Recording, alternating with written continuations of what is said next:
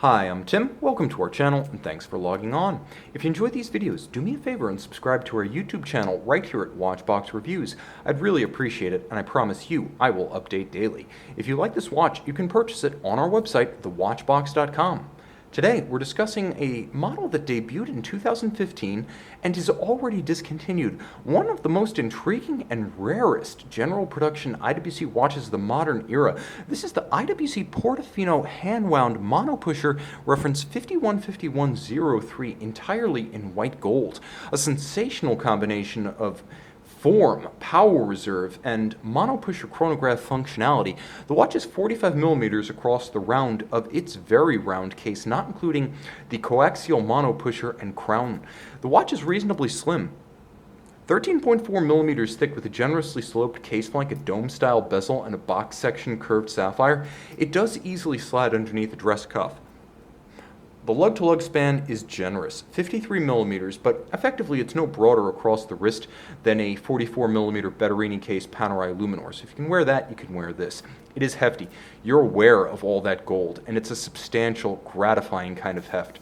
The strap is nicely made. It's part of the Santoni series for IWC, the Italian leather specialist, crafting a gorgeous, almost striated, multi-tone, gloss, large rectangular scale alligator top with a contrasting stitch, a little bit of bolstering down the center, a folded edge, and the signature Santoni signal orange on the underside. It is made in Italy, and it has Italian style. The watch has a sort of Swiss Teutonic character to it, as it is crafted in Schaffhausen, and it takes its cues from the original 1980s Portofino, which was quite literally an IWC pocket watch movement in a pocket watch shaped and sized case with lugs welded on. So this watch has a little bit of an air of a pocket watch to it, right down to its proportions and the appearance of the welded on lugs. This is a timepiece that is all about the dial. As you can see, the case is handsome but minimalist. It's all in white gold, and when you view the watch from the front, it practically disappears. Like the Portuguese, this one's all about the face, and the face is gorgeous. Let's give ourselves a bit more light, and let's give ourselves better focus and appreciate what IWC describes as ardoise metallic.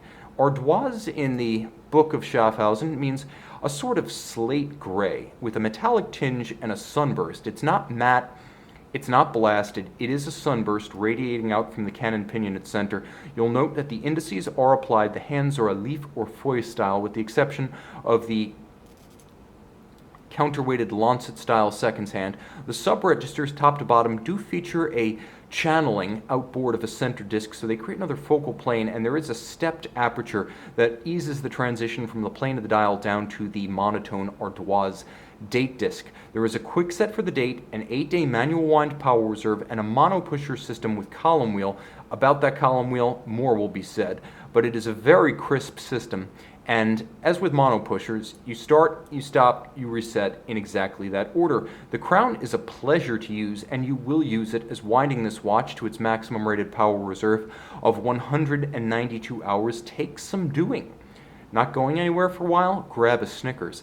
And while you're at it, keep in mind that the movement is adapted from IWC's well-known and well-loved 50,000 series automatics. It actually works well in this watch because in some ways the original 5000, the predecessor of the 50,000, was a replacement for many IWC pocket watch calibers at the same time as it replaced the older automatics. So this watch has a pocket watch sized caliber in a pocket watch evocative form. The movement with the 8-day power reserve has a 21,600 vibration per hour beat rate, overcoil hairspring, and it is adjusted in 5 positions, appropriate for an overcoil. It keeps very good time in any position with respect to gravity. 36 joules with a free-sprung balance, the combination being a rich array of shock resistance and precise regulation thanks to the free-sprung balance, and the many jewels adding another tone to a beautifully multicolored caseback featuring silver, violet, and gold. Even perlage, albeit very mechanically finished. There is an even perlage across the base plate, Côte de Genève perfectly aligned across the bridges, and a beveled machined anglage to the edge of the bridges as well as the jewel countersinks. Remember that column wheel? It is the largest column wheel I have ever encountered, and you note as you cycle, there is tremendous theater on the case back of this watch. You can feel and hear that giant mechanism working.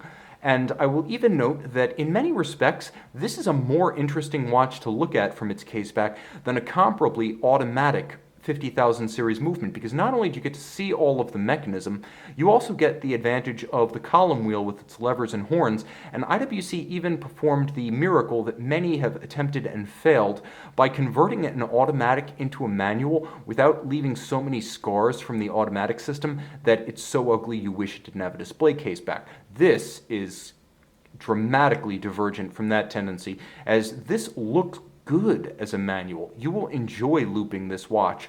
The timepiece, of course, nicely made. It's a modern IWC, so though vintage evocative in form, it is not a vintage watch in terms of fit, finish, or materials. Now, when you pull the crown, you do stop the balance, and you'll note constant seconds halts. The balance comes to a stop. You have the ability to set the watch very precisely, and there is a quick set system for the date retained from the 50,000 series that allows you to rapidly cycle should you run down or encounter an irregular length month. A sensational watch, a super watch from IWC, and well beyond the bounds of the norm. This is not a pilot, it's not a Portuguese, it's not an aquatimer, it's not even an ingenieur. This is the IWC complication out of left field. Those who love Schaffhausen and aren't afraid to think a little bit different. You can see and you can purchase this monument to mechanical excess and traditional style on our website, thewatchbox.com.